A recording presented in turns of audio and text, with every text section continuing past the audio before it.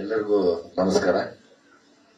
ನಾನು ಜಡೇಶ್ ಇಬ್ರು ಡೈರೆಕ್ಟರ್, ಒಬ್ಬ ಹೀರೋ ಆಗಿ ಮೊದಲನೇದಾಗಿ ಅನ್ನದಾತರನ್ನ ಜ್ಞಾಪಿಸ್ಕೋತೀನಿ. ತುಂಬಾ ನೇರ ವಿಷಯಕ್ಕೆ ಬರ್ತೀನಿ. ನಮ್ಮ ಸತ್ಯಪ್ರಕಾಶ್ ಸಾರು, ನನಗೆ ಸೂರಜ್ ಅವರು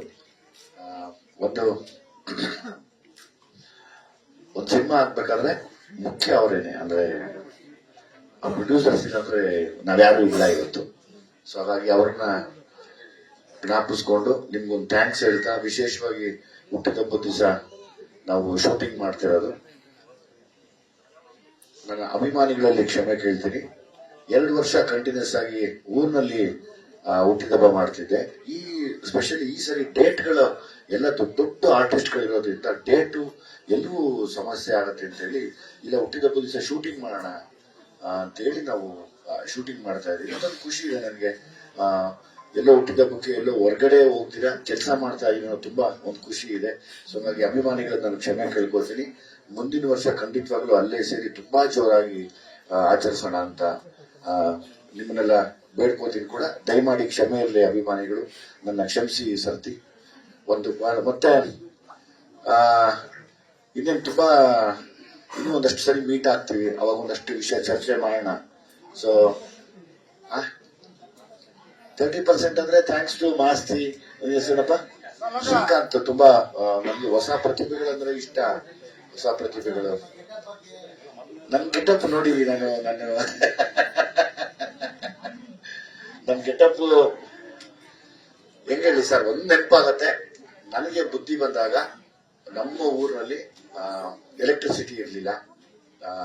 ದೀಪ ಅಂತ ಕರಿತಿದ್ವಿ, ಬುಡ್ಡಿ ದೀಪ ಅಂತ ಕರಿತಿದ್ವಿ. ಮತ್ತೆ ಆಲ್ಮೋಸ್ಟ್ ನಾನು ನೋಡಿದಾಗ ನನ್ನ ಎಲ್ಲ ಹಿರಿಕರು ಇದೇ ಗೆಟಪ್ ನಲ್ಲಿದ್ರು. ಇದರ ಸ್ವಲ್ಪ ಚೆನ್ನಾಗಿ ಇನ್ನ ಮಾಸ್ಲು ಬಟ್ಟೆ ಉಟ್ಕೊಂಡು ಎಲ್ಲರೂ ನಮ್ಮಲ್ಲಿ ಜಾತಿ ಧರ್ಮ ಆತರ ಯಾವ್ದು ಭೇದ ಭಾವ ಇಲ್ದಿರ ಒಟ್ಟಿಗೆ ಬೆಳೆದಂತ ಒಂದು ಒಳ್ಳೆ ಊರು. ಮತ್ತೆ ನಾವು ಯಾವತ್ತೂ ಅದನ್ನು ನಮ್ದವರಲ್ಲ, ನಾವು ಒಂದೇ ನಂಬುದು ಮನುಷ್ಯ ಜಾತಿ ಅನ್ನೋದು. ಅಲ್ಲಿ ಇಬ್ರು ಡಿಫರ್ ಮಾಡ್ತೀವಿ, ಒಂದು ಬಡವ ಮತ್ತೆ ಶ್ರೀಮಂತ ಅಂತ. ಸೊ ಹಾಗಾಗಿ ಎಲ್ಲ ಬಡವರ ನಾವು ಹೋಲುವಂತ ಒಂದು ಕತೆ ಯಾವಾಗ್ಲೂ. ಅಂದ್ರೆ ಪ್ರತಿಯೊಬ್ಬ ಶ್ರೀಮಂತರಾಗಕ್ಕೂ ಅವನು ಬಡವನಿಂದಾನೇ ಪಾಸ್ ಆಗಿ ಶ್ರೀಮಂತರಾಗಬೇಕು. ಸೊ ಹಂಗಾಗಿ ಒಬ್ಬ ಬಡವನ ಮನೆಯ ಕತೆ ಅಂದ್ರೆ ತಮ್ದು ಕೂಡ ಅನ್ಕೊಂಡಿರ್ತೀನಿ ಅಂತ ಭಾವಿಸ್ತೀನಿ ನಾನು. ಸೊ ಹಾಗೆ ನಾನು ಯಾವಾಗ್ಲೂ ಬೆಳಿಗ್ಗೆ ಕೂಡ ಒಬ್ರು ಪತ್ರಕರ್ತರಿಗೆ ಹೇಳಿದೆ, ಹೌದು ನಾನೆಲ್ಲ ಬಡವರ ಮನೆಗೆ ಪ್ರತಿನಿಧಿಸ್ತೀನಿ, ಬಣ್ಣ ಗಿಣ್ಣ ಎಲ್ಲ ಇರೋದ್ರಿಂದ ಆ ತರದ ಸಬ್ಜೆಕ್ಟ್ಗಳನ್ನ ಆಯ್ಕೆ, ನನಗೆ ಸೂಕ್ತವಲ್ಲಾಗುವಂತ ಸಬ್ಜೆಕ್ಟ್ಗಳನ್ನ ಆಯ್ಕೆ ಮಾಡ್ಕೊತೀನಿ ಅನ್ನೋದು ಒಂದು. ನಾನು ನನ್ನ ಅವಾಗ ಎಲೆಕ್ಟ್ರಿಸಿಟಿ ಇರ್ಲಿಲ್ಲ, ಬಸ್ ಇರ್ಲಿಲ್ಲ, ಮತ್ತೆ ಇನ್ನೂ ಎಲ್ರೂ ಮನೆಗೆ ಚೀತಕ್ಕಿರ್ತಾ ಇದ್ವಿ.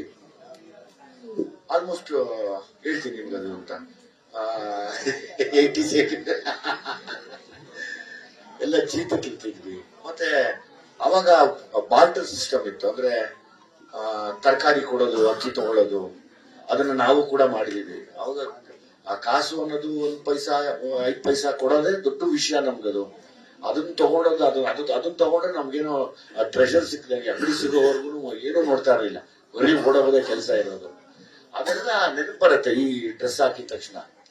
ಈ ತರದ ಎಲ್ಲಾ ವಿಷಯಗಳನ್ನ ಇಟ್ಕೊಂಡು ಒಂದ್ ಒಳ್ಳೆ ಕತೆ ಮಾಡಿರುವಂತ ಜಡೇಶು ಜೊತೆಗೆ ಮಾಸ್ತಿ, ನಾವೆಲ್ಲ ಅಜಿಕೀಸ್ ಒಟ್ಟಿಗೆ ಇರ್ತೀವಿ. ನಮ್ಮೊಂದು ತಂಡ. ನಾವು ರಾತ್ರಿ ಕೂಡ ನಾವೇ ಒಂದ್ 4 ಜನ ಸೇರಿ ಮಾತಾಡಿದ್ವಿ ಇದೇ ಸ್ಕ್ರಿಪ್ಟ್ ಬಗ್ಗೆ ಡಿಸ್ಕಷನ್ ಅಲ್ಲಿ. ಸೊ ಹಾಗೆ ಮತ್ತೆ ತಮ್ಮ ಹತ್ರ ನಾನು ಮಾತಾಡ್ತೀನಿ.